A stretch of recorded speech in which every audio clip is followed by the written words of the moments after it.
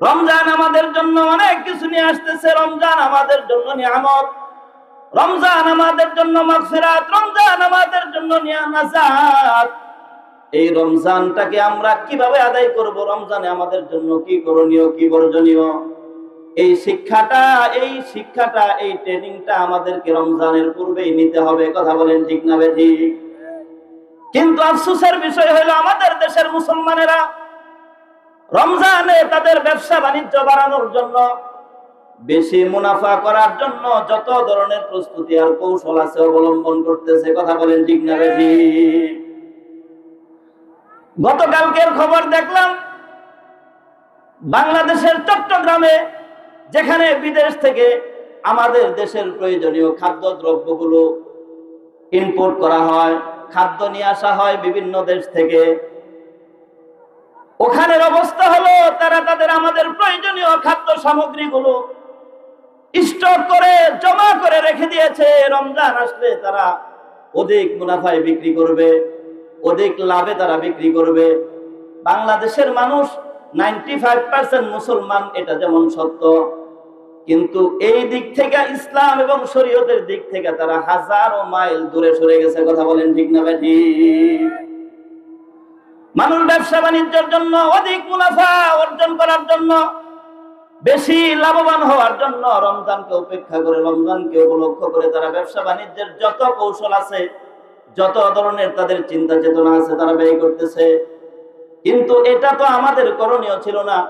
রমজানে আমরা যত মিতব্যয়ী হব, রমজানে আমরা যত সহনশীল হব, রমজানে আমরা যত ছাড় দিব, আল্লাহ বলেন এই রমজানটাও তোমাদের জন্য তত বেশি দিবে। বলেন সুবহানাল্লাহ। দেখেন, এই দুনিয়াতে আজকে আছি, কালকে নাও থাকতে পারি।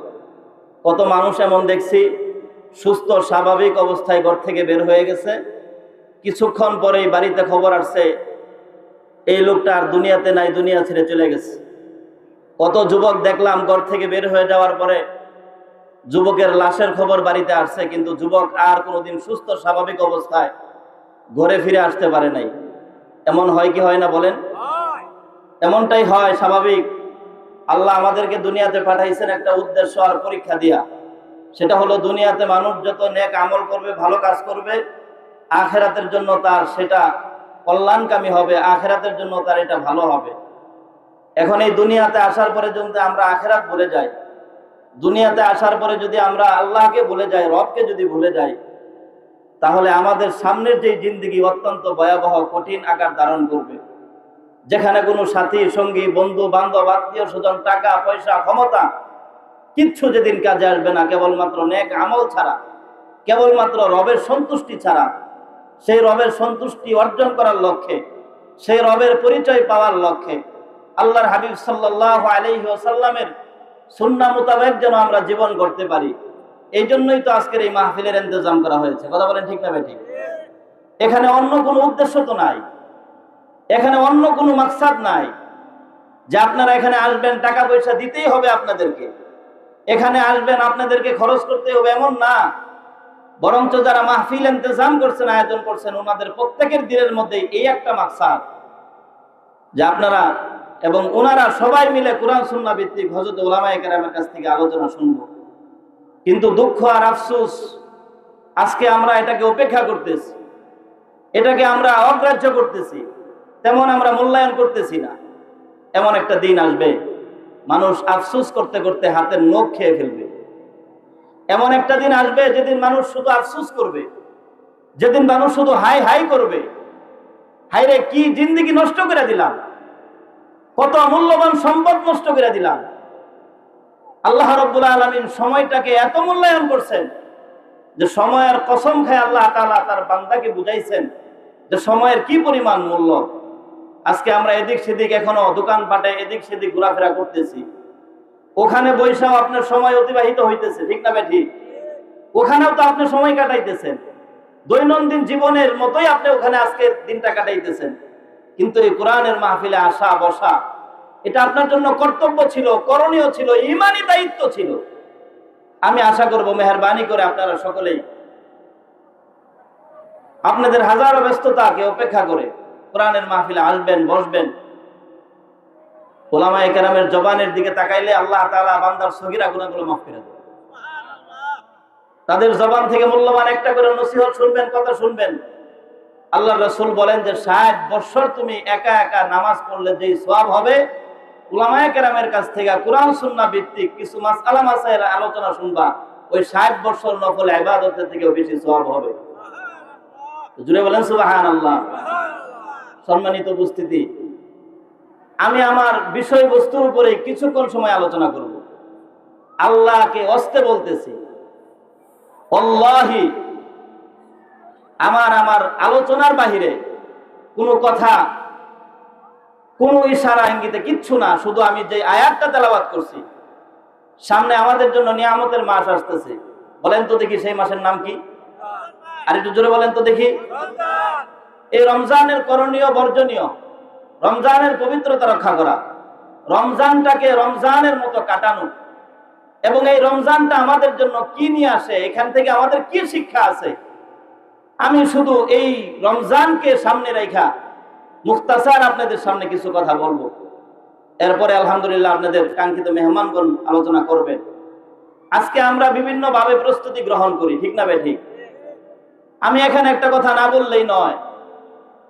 আমাদের দেশে রমজানকে উপেক্ষা করে, আমাদের দেশে রমজান উপলক্ষে আমরা যে বিষয়গুলো নিয়ে প্ল্যান, প্রোগ্রাম, পরিকল্পনা করি, সেটা পৃথিবীর কোনো দেশে এমন প্ল্যান, প্রোগ্রাম, পরিকল্পনা করে না। এখন হয়তো আপনারা বলতে পারেন যে আমরা 95% মুসলমান, আমরা তো কেবল রমজান নিয়েই পরিকল্পনা করব, রমজানের ইবাদত নিয়েই তো পরিকল্পনা করব, রমজানের পবিত্রতা নিয়েই তো পরিকল্পনা করব। আপনার এই চিন্তা চেতনা 100% ভুল।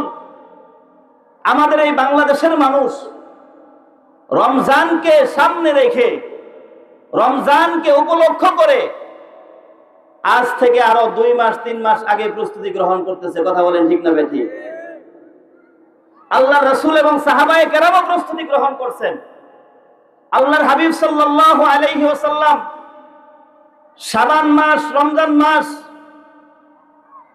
রজব মাস, এই 2 মাস রমজানের পূর্বে, রজব এবং শাবান, আল্লাহর হাবিব সাল্লাল্লাহু আলাইহি ওয়াসাল্লাম রমজান কেন্দ্রিক, রমজানের কারণে প্রস্তুতি গ্রহণ করতেন। বলেন না সুবহানাল্লাহ। আল্লাহর হাবিব সাল্লাল্লাহু আলাইহি ওয়াসাল্লাম বলেন, আল্লাহুম্মা বারিক লানা ফি রজব ওয়া শাবান ওয়া বাল্লিগনা রমাদান। আল্লাহর হাবিব সাল্লাল্লাহু আলাইহি ওয়াসাল্লাম এবং সাহাবায়ে কেরাম রাদিয়াল্লাহু আনহুম আজমাইন রমজানের আগের 2 মাসে আল্লাহর কাছে বেশি থেকে বেশি দোয়া করতেন। রজব মাসে দোয়া করতেন, আল্লাহ আপনি আমাকে এই শাবান মাসে বরকত দান করেন এবং রমজান পর্যন্ত হায়াত বাড়ায়া দেন। আল্লাহর হাবিব সাল্লাল্লাহু আলাইহি ওয়াসাল্লাম এই শাবান মাসে রমজানের প্রস্তুতি গ্রহণ করার জন্য, রমজানের প্রস্তুতি নেওয়ার জন্য আল্লাহর হাবিব সাল্লাল্লাহু আলাইহি ওয়াসাল্লামের যে আমল ছিল, সাহাবায়ে কেরামের যে আমল ছিল, সেই আমল কি আমাদের মধ্যে আছে? চিল্লায় বলেন আছে।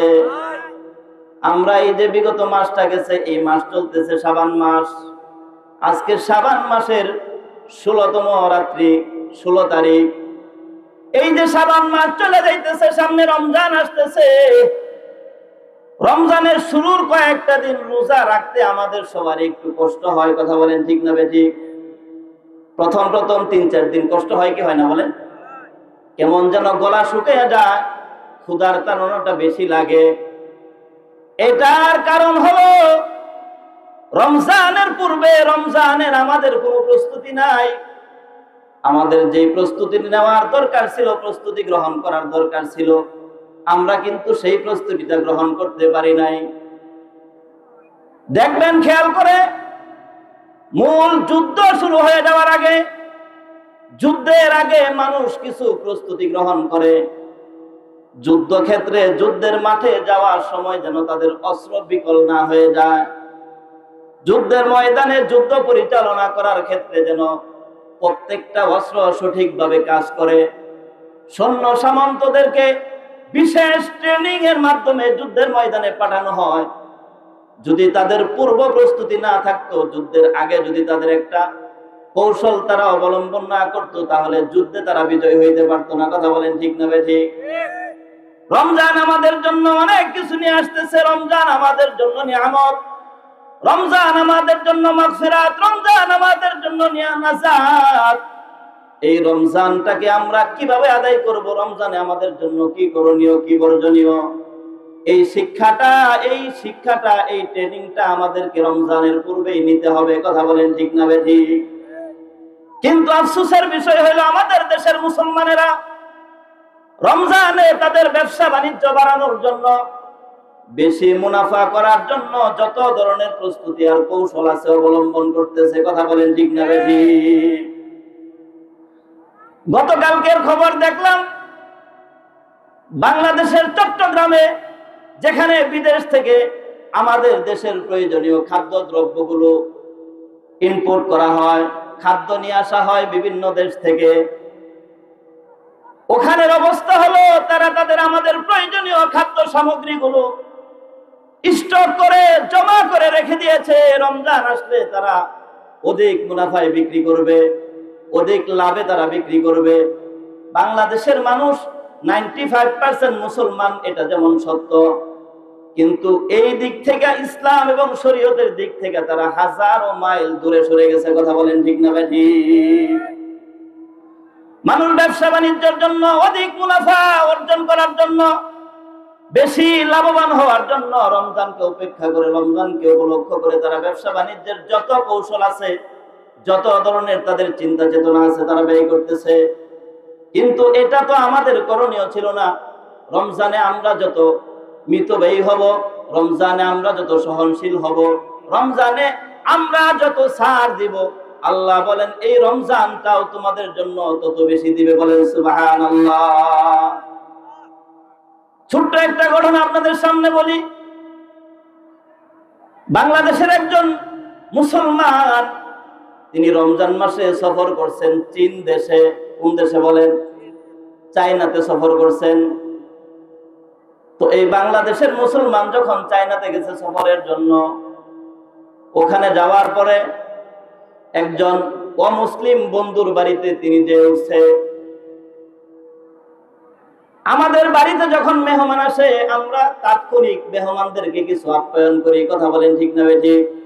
হয়তো কেউ পানি দেয়, কেউ চা দেয়, নাস্তা দেয়, নুডলস দেয়, দেয় কি দেয় না? বলেন, দেয় কি দেয় না? তো এই মুসলমান কেউ, সে তো জানে না যে সে মুসলমান, রমজান কি, রোজা কি, এবং রোজা করণীয় কি, বর্জনীয় কি, এটা কি একজন অমুসলিম জানে? বলেন, জানে না। তো এই মুসলমান যখন সেখানে গেছে, যাওয়ার পরে সেই অমুসলিম ব্যক্তি মুসলমান তাকে কিছু আপ্যায়নের জন্য তার সামনে কিছু খাবারের ব্যবস্থা, কিছু পানির ব্যবস্থা করছে। ওই মুসলিম বলতেছে, ও আমার কলিজার টুকরা বন্ধু, আমাদের মুসলমানদের জন্য একটা বিশেষ মাস চলতেছে, যে মাসটা হলো রমজান। মাসের নাম কি বলেন? রমজান মাস চলতেছে। আমরা প্রত্যেকটা মুসলমান এই রমজান মাসে সকাল থেকে সন্ধ্যা পর্যন্ত, সুবহ সাদিক নিয়া থেকে শুরু করে সূর্যাস্ত যাওয়া পর্যন্ত আমরা আল্লাহর হুকুমে সিয়াম সাধনা পালন করি। ওই ব্যক্তি যখন সিয়ামের কথা শুনছে, সিয়াম কি জিনিস, রমজান কি জিনিস, তার বোঝার জন্য, জানার জন্য একটা আগ্রহ পয়দা হয়েছে। ওই অমুসলিম হিন্দু মানুষটা বলতেছে, সিয়াম কি জিনিস, এটা আবার কি? আমরা তো জিন্দেগিতে কোনোদিন সিয়াম শুনি নাই, সিয়াম পালনও করি নাই। তার আগ্রহ দেখে ওই মুসলমান বলতেছে, রমজান এমন একটা মাস, সিয়াম বলা হয় এমন বিষয়কে, দিনের বেলা মানুষ পানাহার থেকে মুক্ত থাকে, দিনের বেলা মানুষ স্ত্রীর সহবাস থেকে মুক্ত থাকে, হাজার অন্যায় অপরাধ থেকে মুক্ত থাকে। সুবহ সাদিক থেকে নিয়ে সূর্য অস্ত যাওয়া পর্যন্ত মানুষ এক ফোঁটা পানিও পান করে না। আল্লাহর হুকুমে মানুষ সিয়াম সাধনা পালন করে। বলেন সুবহানাল্লাহ। ওই ব্যক্তিটা বলতেছে, তাহলে এটা কতদিন পর্যন্ত করতে হয়? ওই মুসলমান বলতেছে, দীর্ঘ 1 মাস, পুরা রমজান মাস আমরা আল্লাহ তাআলার হুকুমে সিয়াম সাধনা পালন করি। দিনের বেলা আমরা কোনো পানাহার গ্রহণ করি না, খাবার গ্রহণ করি না। ওই অমুসলিম বলতেছে, এই যে তোমরা খাবার গ্রহণ করো না, যদি খাবার খাইতে চাও তোমাদের উপরে প্রশাসনিক কোনো চাপ আছে কিনা? তোমাদের পিছনে গোয়েন্দা আছে কিনা? তোমাদের পিছনে বিশেষ কিছু নজরদারির ব্যবস্থা আছে কিনা? ওই মুসলমান বলতেছে, না না, আমরা দুনিয়ার কোনো প্রশাসনিক ব্যক্তির ভয়ে রমজানের রোজা রাখি না। আমরা আমাদের রবের ভয়ে আল্লাহ তাআলার হুকুম পালন করার জন্য এই রমজানের রোজাটা রাখি। আমাদের পিছনে কোনো সেনাবাহিনীও থাকে না, আমাদের পিছনে কোনো পুলিশ বাহিনী থাকে না, আমাদের পিছনে র্যাব থাকে না, কিচ্ছু থাকে না। আমরা যদি রোজা নাও রাখি, কেউ আমাদেরকে বলে না। রোজা রাখলেও ভাঙ্গার জন্য আমাদেরকে কেউ বলে না।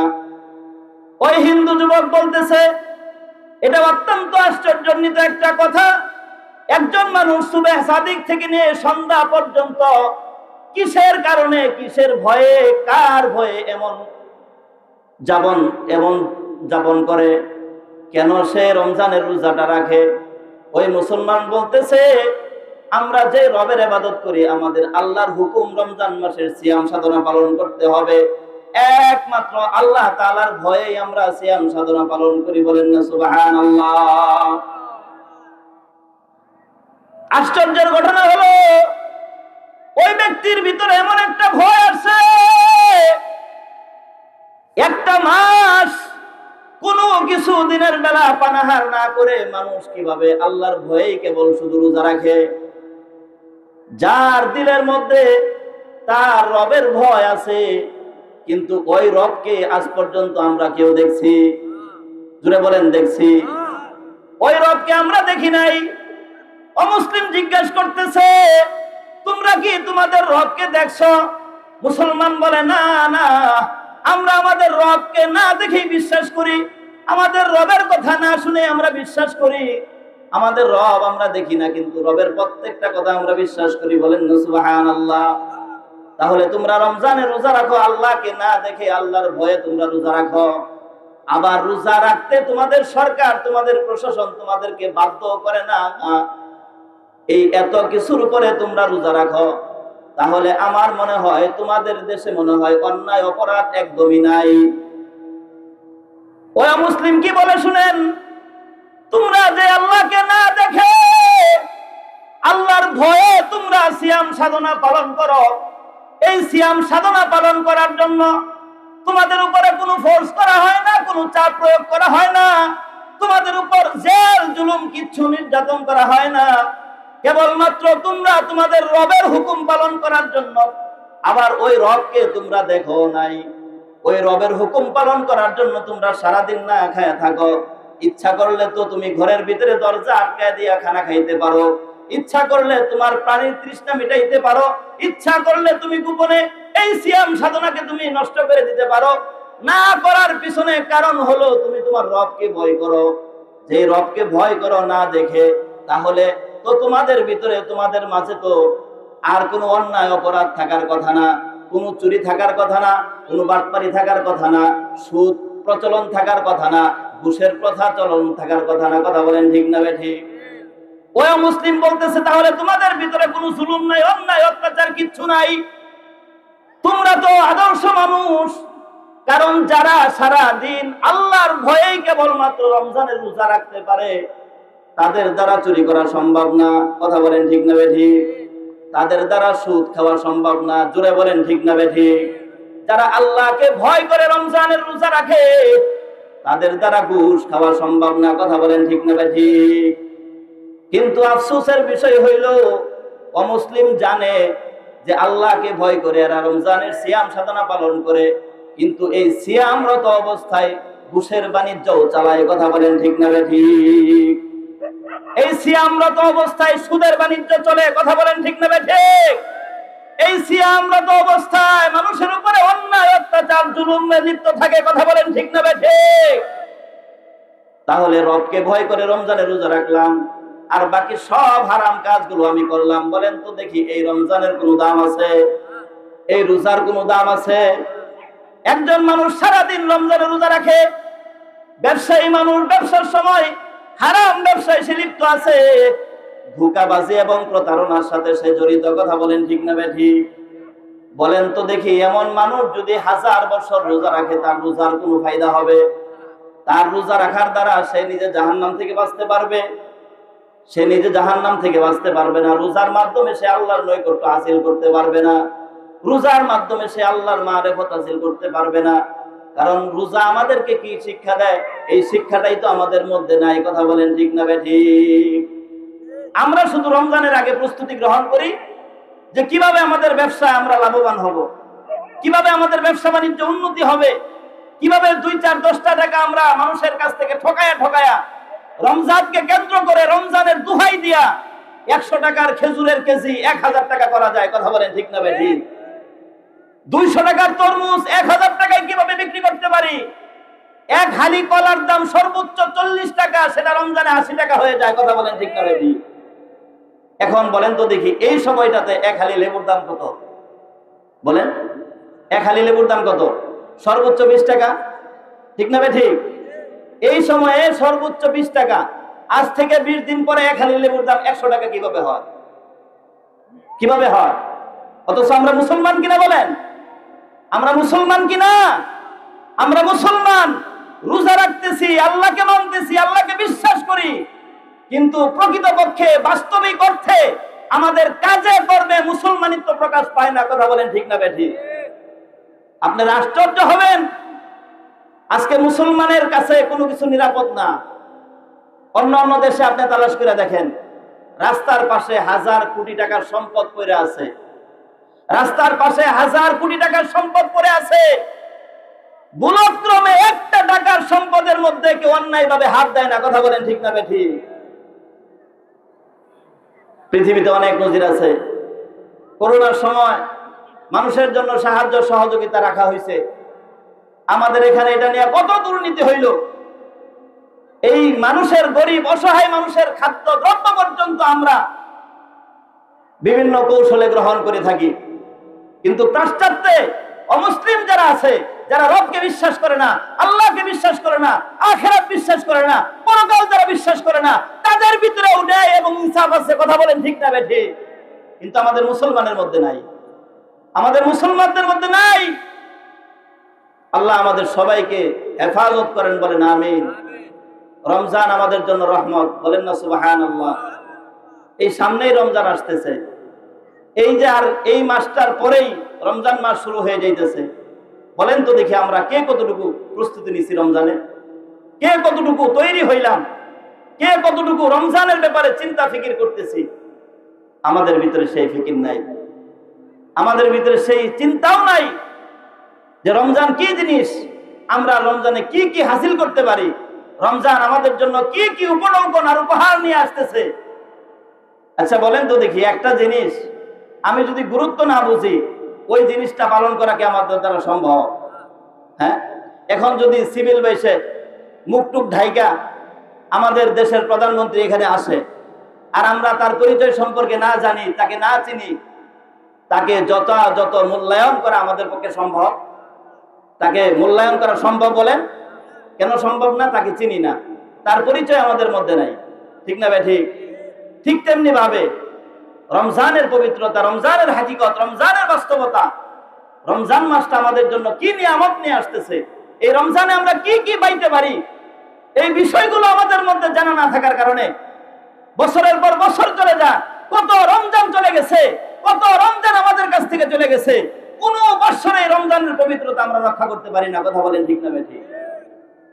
কিন্তু যদি রমজানের পবিত্রতা রক্ষা করার জন্য আমরা যদি ইতিহাস জানতাম, রমজানের ফজিলত সম্পর্কে জানতাম, রমজানের তাৎপর্য আর গুরুত্ব সম্পর্কে যদি আমাদের ভিতরে সেই জ্ঞান থাকতো, তাহলে ওই যে সাহাবায়ে কেরাম এবং আল্লাহর হাবিব সাল্লাল্লাহু আলাইহি ওয়াসাল্লাম 2 মাস আগে থেকেই যেমন রমজানের প্রস্তুতি গ্রহণ করতেন, 2 মাস আগে থেকে রমজানের তৈরি নিতেন, আমরাও সেইভাবে প্রস্তুতি গ্রহণ করা শুরু করে দিতাম। কথা বলেন ঠিক না বেঠিক?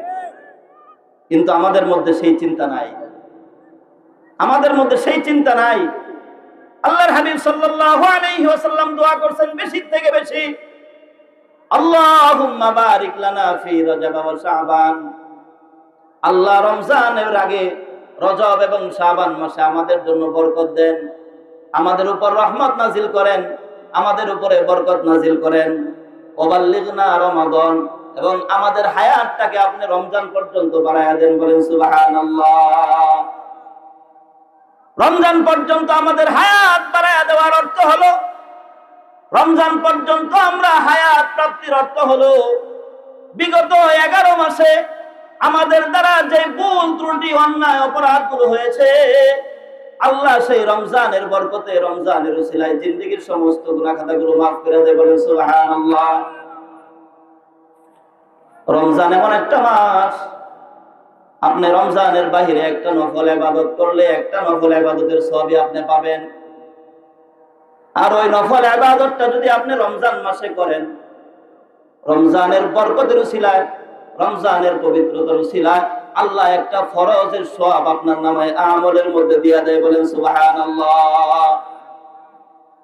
রমজানে কেউ যদি একটা ফরজ ইবাদত করে, ফরজ একটা হুকুম যদি রমজানে কেউ আদায় করে, আল্লাহ এই রমজানের বরকতের কারণে, রমজানের পবিত্রতার কারণে আল্লাহ বলেন, আমি আমার বান্দাকে রমজানের বাহিরে 70টা ফরজ আদায় করলে যে সওয়াব হইতো, রমজানে একটা ফরজ আদায় করার কারণে আমি 70টা ফরজ আদায় করার সওয়াব দিয়ে দেই। বলেন সুবহানাল্লাহ। ও আমার কলিজার টুকরা এলাকাবাসী, এই রমজান এত বড় একটা নিয়ামত, রমজান আমাদের জন্য এত বড় একটা নিয়ামত, কিন্তু সেই নিয়ামত আমরা বুঝি না। আর এই রমজান এত নিয়ামত হওয়ার পিছনে কারণ হলো, রমজানে এত নেকি পিছনে কারণ হলো, আল্লাহ রাব্বুল আলামিন তার পবিত্র কালাম কোরআনে কারীমকে এই রমজান মাসেই অবতীর্ণ করে দিয়েছেন। বলেন সুবহানাল্লাহ। রমজান এটা অন্য মাসের মতোই, কিন্তু রমজানে 1/70, এর থেকে বাড়ায় আল্লাহ তাআলা 700 পর্যন্ত করে দেয়, এবং রমজানে হাজারো মানুষের গুনাহ আল্লাহ তাআলা মাফ করে দেয়।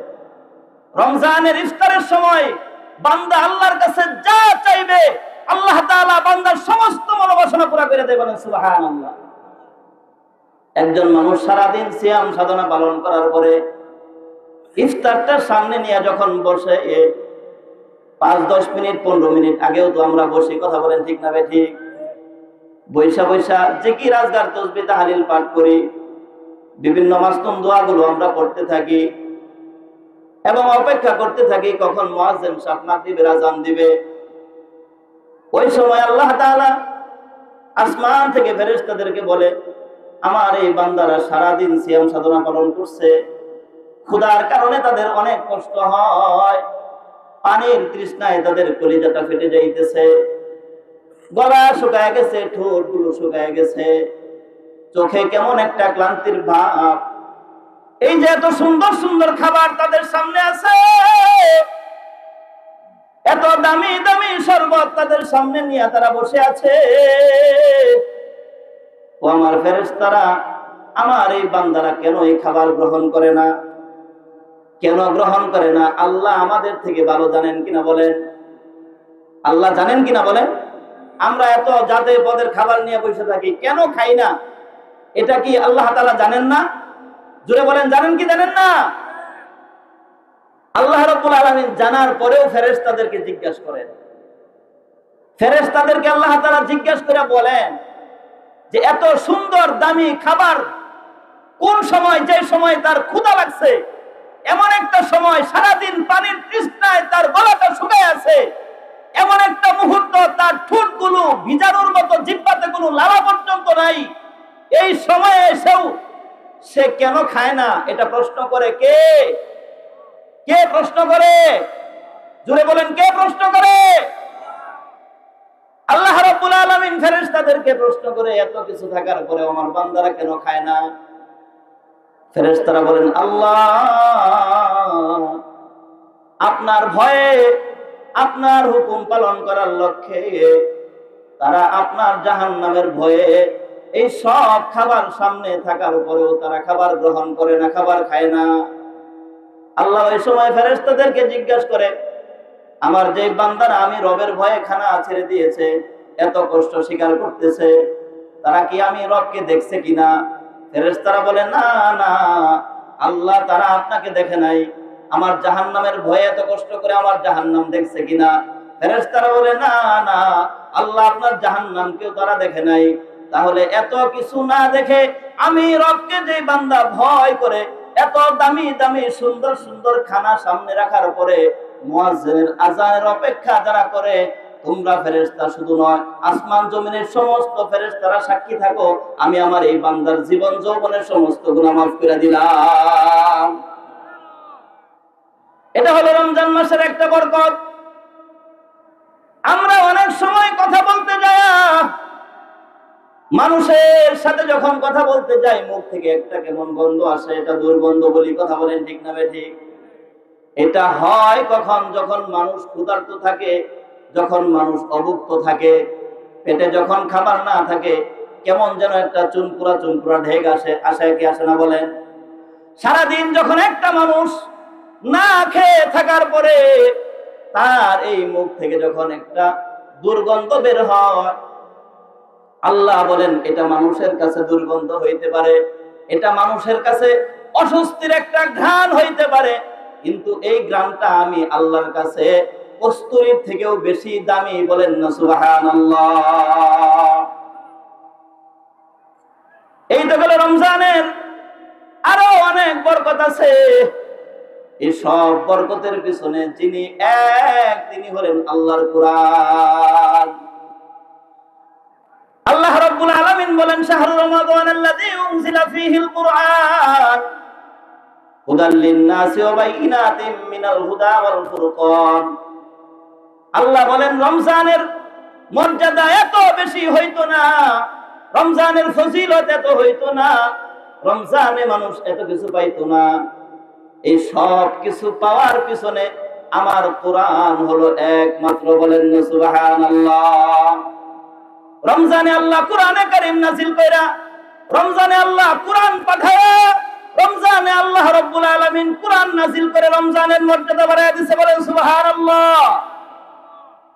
রমজান মাসে নাযিল না হইয়া যদি শাবান মাসে হইতো, শাবান মাসের মর্যাদাও 170 হয়ে যেত। বলেন সুবহানাল্লাহ।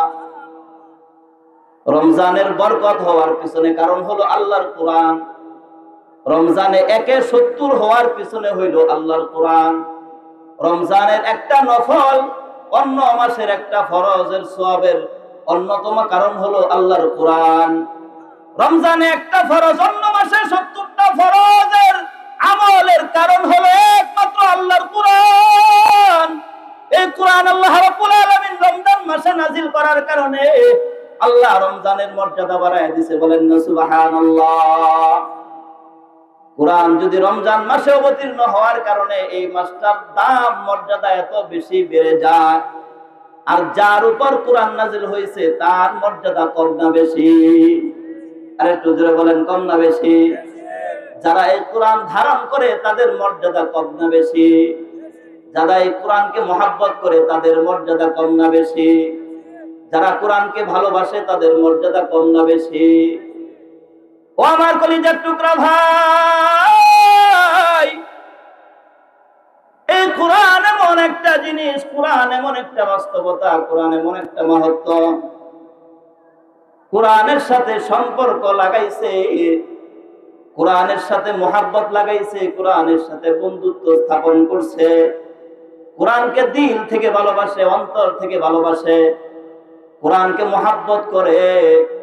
আল্লাহ বলেন এই ব্যক্তিটার মর্যাদাও অসাধারণ হয়ে যায়। বলেন সুবহানাল্লাহ। উদাহরণ দিয়ে বুঝাই, কোরআনের সাথে সম্পর্ক লাগার কারণে মর্যাদা বাড়ে না কমে? জোরে বলেন, বাড়ে না কমে? কোরআনের সাথে গা লাগাইলে মর্যাদা বাড়ে না কমে? কেমন বাড়ে? সাধারণ একটা কাপড়ের মূল্য হয়ে যায় অনেক বেশি। ঠিক না বেঠিক?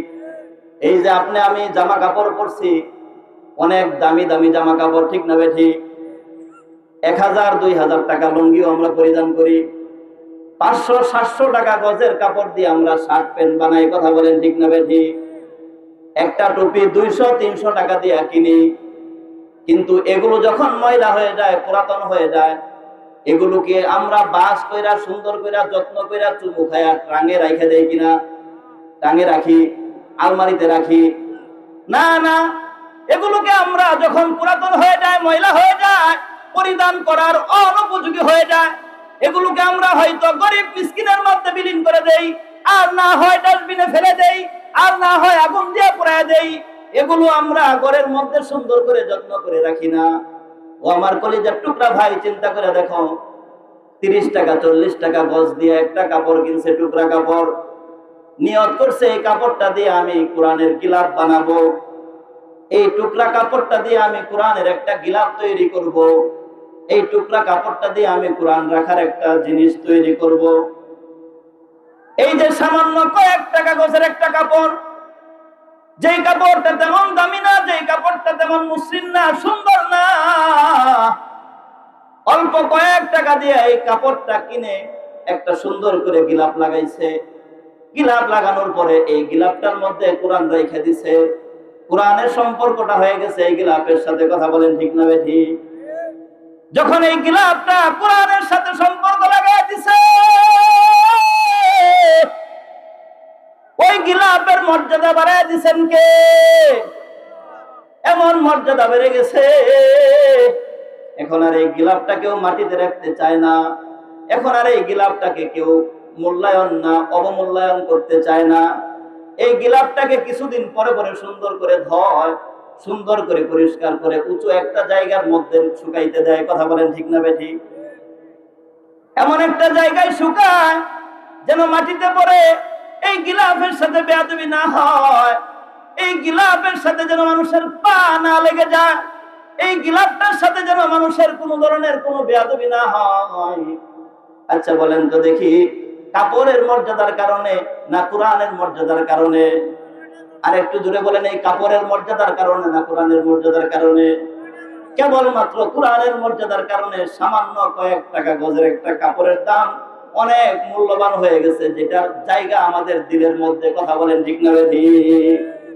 আমরা কোনোদিন সেই কাপড়ের সাথে বেয়াদবি করি না, নোংরা হয়ে গেলে ছিঁড়ে গেলে আমরা রাস্তাঘাটে ফেলে দেই না, ঠিক না বেঠিক? একটা কোরআনের গিলাফকে আমরা রাস্তাঘাটে কোনোদিন ফেলে দেই না, ময়লা জায়গাতে আমরা ফেলি না, ডাস্টবিনেও আমরা ফেলি না। না ফেলার পিছনে কারণ হলো এর সম্পর্ক তো কোরআনের সাথে লাগছে। কথা বলেন ঠিক না বেঠিক? ও আমার কলিজার টুকরা, আল্লাহ আমাদেরকে আশরাফুল মাখলুকাত করে দুনিয়াতে বানাইছে। এই কোরআন আমাদের জন্য রহমত, এই কোরআন আমাদের জন্য নাজাতের উসিলা। এই কোরআনের এত দাম, এত মর্যাদা, এই কোরআন যারা পড়বে, আল্লাহ বলেন যারা কোরআন পড়ায় বা পড়ে, দুনিয়ার মধ্যে সব থেকে দামি মানুষ তারা। বলেন সুবহানাল্লাহ।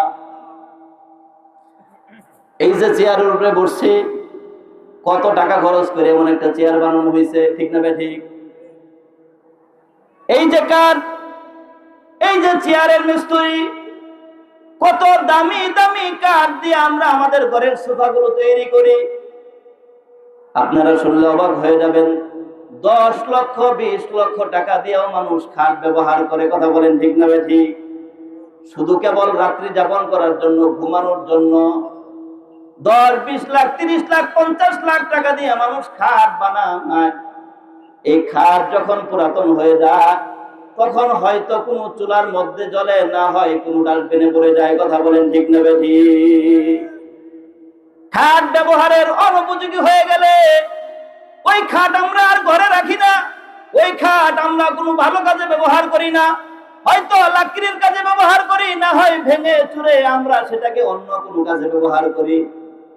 আচ্ছা বলেন তো দেখি, সামান্য কয়েক টাকা দিয়ে আপনি একটা কাঠের রেহাল ক্রয় করছেন, রেহালের কাজ হলো এই রেহালের উপরে কোরআন শরীফ রেখে আমরা পড়ি, ঠিক না বেঠিক?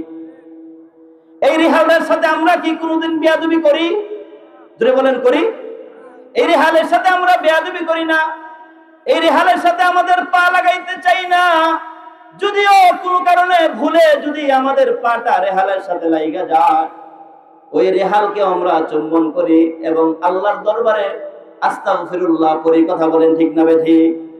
একবার যদি আমার পাটা সেই রেহালের সাথে লাইগা যায়, কমপক্ষে 100 বার আল্লাহ তাআলার কাছে তওবা করি। কথা বলেন ঠিক না বেঠিক?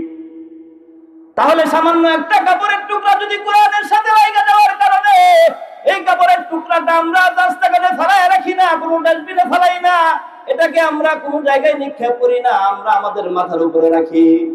একটা সামান্য কাঠ যদি কোরআনের সাথে সম্পর্ক রাখার কারণে, কোরআনের সাথে সম্পর্ক রাখার কারণে যদি পা দিয়া লাথি দিতে যদি আমরা আমাদের দিলে না চায়, আমাদের যদি বেয়াদবি মনে হয়, তাহলে ওই কোরআন যাদের সিনার মধ্যে আছে, ওই কোরআন যারা মুহাব্বত করে, ওই কোরআন যারা ভালোবাসে, তাদের মর্যাদা আল্লাহর কাছে কম না বেশি? জোরে বলেন কম না বেশি? আরো জোরে বলেন কম না বেশি? শুধু বেশি না, অনেক বেশি। ঠিক না ঠিক? অনেক বেশি, অনেক বেশি। একজন কোরআনের কারীমের হাফেজ, একজন কোরআন সংরক্ষণকারী, একজন কোরআন তেলাওয়াতকারী, একজন কোরআন মুহাব্বতকারী, আল্লাহ তো মর্যাদা দিবেন। মর্যাদা দিবেন কে? কে মর্যাদা দিবেন বলেন? আরো জোরে বলেন, মর্যাদা দেওয়ার মালিক কে? আল্লাহর হাবিব সাল্লাল্লাহু আলাইহি ওয়াসাল্লাম হাদিসে পাকের মধ্যে ইরশাদ ফরমান, মান ক্বারাআল কুরআন ফাস্তাযহারাহু ফাআহাল্লা হালালাহু ওয়া হাররামা হারামাহু ওয়া দাখালাহু আল্লাহুল জান্নাহ ওয়া শাফাআহু ফি 'আশরাতিন মিন আহলি বাইতিহি কুল্লুহুম ক্বাদ ওয়াজাবাত লাহুন নার। একজন কোরআনে কারীমের সংরক্ষণকারী হাফিজুল কোরআনের মর্যাদা আল্লাহ কেমন দিবেন কিয়ামতের ময়দানে? যে কোরআন তেলাওয়াত করে, হালালটাকে হালাল ভাবে গ্রহণ করে, হারামটাকে হারাম ভাবে বর্জন করে, আল্লাহ বলেন এর জন্য কিয়ামতের ময়দানে বিনা হিসেবে জান্নাত। বলেন সুবহানাল্লাহ। শুধু নিজে যাবে এমন না, শুধু আল্লাহ তাআলা তাকেই জান্নাতি বলছেন এমন না। আল্লাহ বলেন কোরআনটাকে মুখস্থ করছো, সংরক্ষণ করছো, কোরআনের মর্যাদা এত বেশি, এত বেশি। একজন হাফেজ কোরআন যে আল্লাহর কোরআনকে মুখস্থ করছে, আল্লাহর কোরআন ইয়াদ করছে, কিয়ামতের ময়দানে আল্লাহ তাআলা তাকে বিশেষ একটা ক্ষমতা দিবে। বলেন সুবহানাল্লাহ। সেই ক্ষমতা হলো মানুষ দুনিয়াতে চাকরির ব্যাপারে সুপারিশ করে, মানুষ দুনিয়াতে পদোন্নতির ব্যাপারে সুপারিশ করে, দুনিয়াতে হার লাইনে যারা ক্ষমতাবান বিশেষ ব্যক্তি তারা সুপারিশ করে কি করে না? জোরে বলেন করে কি করে না? কিয়ামতের ময়দানে আল্লাহ তাআলা একজন হাফেজ কোরআনের এমন মর্যাদা দান করবে, সে শুধু নিজেই জান্নাতি হবে এমনটা নয়, আল্লাহ বলেন তাকে একটা বিশেষ ক্ষমতা দেওয়া হবে, তাকে একটা বিশেষ পাওয়ার দেওয়া হবে। সে ইচ্ছা করলে আরো 10 জন জাহান্নামীকে সুপারিশ করে আল্লাহর জান্নাতে পৌঁছায়া দিবে। জোরে বলেন সুবহানাল্লাহ। কেমন 10 জন? তারা জান্নাতি এমনটা নয়, ওই 10 জন ব্যক্তি যাদের ভাগ্যে আল্লাহ জাহান্নামের সার্টিফিকেট ঝুলায় দিছে, যাদের বদ আমলের কারণে, গুনার কারণে জাহান্নামী হয়ে গেছে, যাদের বদ আমলের কারণে জাহান্নামী হয়ে গেছে, জান্নাতে যাওয়ার আর কোনো সুযোগ নাই, জাহান্নামের লকব তাদের কপালে লেগে গেছে, জাহান্নামী কয়েদি হিসাবে তাদের হাতে যখন বেরি পড়ে গেছে, এমন 10 জন জাহান্নামীকে সুপারিশ করে আল্লাহর জান্নাতে পৌঁছায় দিবে। বলেন সুবহানাল্লাহ। কিয়ামতের ময়দানে এমন একটা ময়দান যেদিন সন্তান তার পিতার পরিচয় দিবে না, পিতা তার সন্তানের পরিচয় দিবে না। আল্লাহ কোরআনে কারীমের মধ্যে বলেন ইয়াউমা ইয়াফিরুল মারউ মিন আখি ওয়া উম্মিহি ওয়া আবি ওয়া সাহিবাতিহি ওয়া বানি। ও ভাই, দুনিয়াতে বন্ধু বিপদে পড়লো, বন্ধু আগে আসে। কথা বলেন ঠিক না ঠিক? যদি এখানে তোমরা যুবক যারা আছো, এই মাঠে বসা অবস্থায় যদি তোমার কোনো বন্ধু পাইকান্দি বাজারে অথবা ফুলপুরে আক্রান্ত হয়, যদি বাগার মোড়ে আক্রান্ত হয়, আমার তো বিশ্বাস হয় তুমি এখানে বসে থাকবে না। কথা বলেন ঠিক না ঠিক? দুনিয়াতে বন্ধুর জন্য বন্ধু জীবন পর্যন্ত দিয়া দেয়, দুনিয়াতে বন্ধু বন্ধুর জন্য সব কিছু করতে পারে,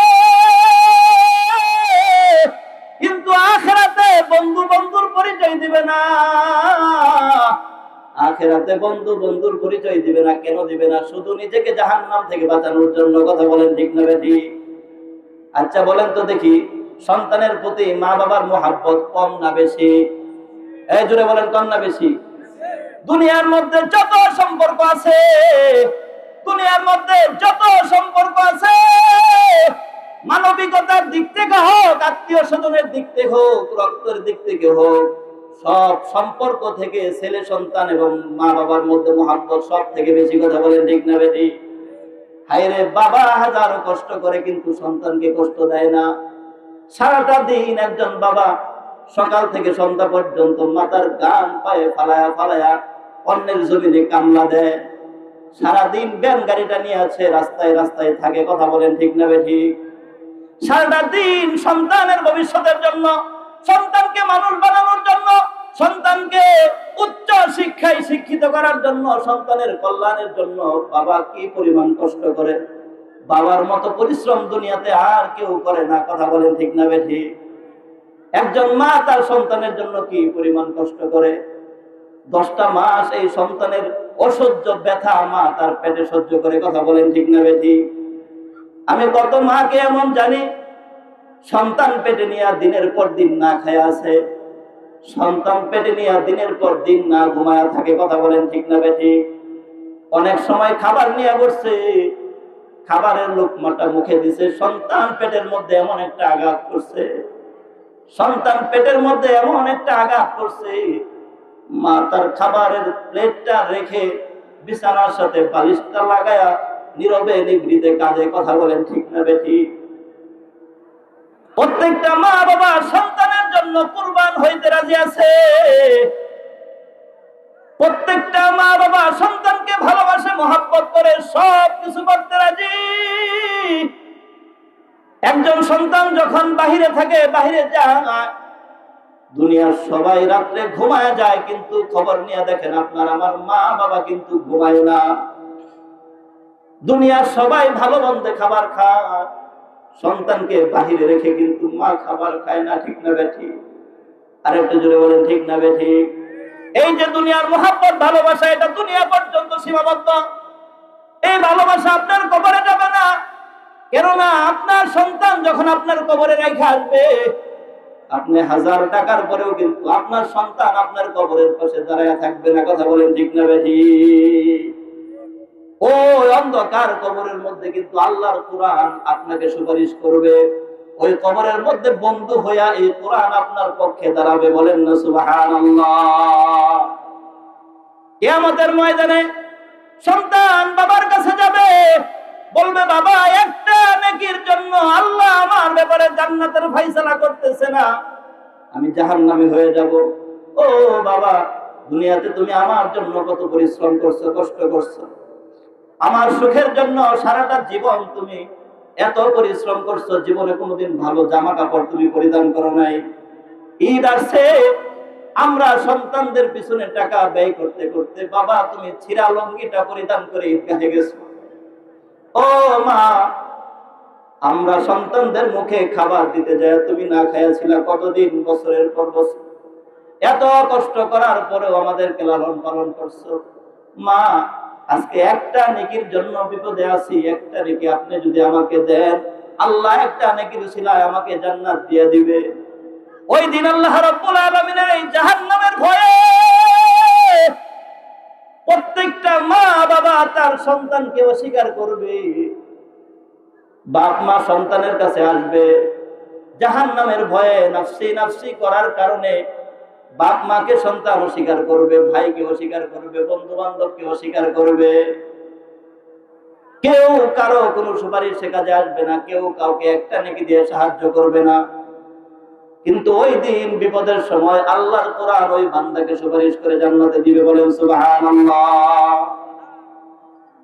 ওই যে হাফেজে কোরআন, তার মর্যাদা স্বরূপ আল্লাহ রাব্বুল আলামিন তার পরিবার বর্গ যারা আছে, যেই 10 জনের ব্যাপারে জাহান্নামের ফয়সালা হয়ে গেছে, যেই 10 জনের ব্যাপারে জাহান্নামের ফয়সালা হয়ে গেছে, নির্ঘাত জাহান্নাম, আল্লাহ বলবেন কাকে কাকে চাও, এমন 10 জন জাহান্নামীকে সুপারিশ করে আমার কাছে নিয়ে আসো, আমি তুমি কোরআনের হাফেজের উসিলায়, কোরআনের উসিলায় আমি এই 10 জন জাহান্নামীকে জান্নাতি হিসেবে ঘোষণা করে দিব।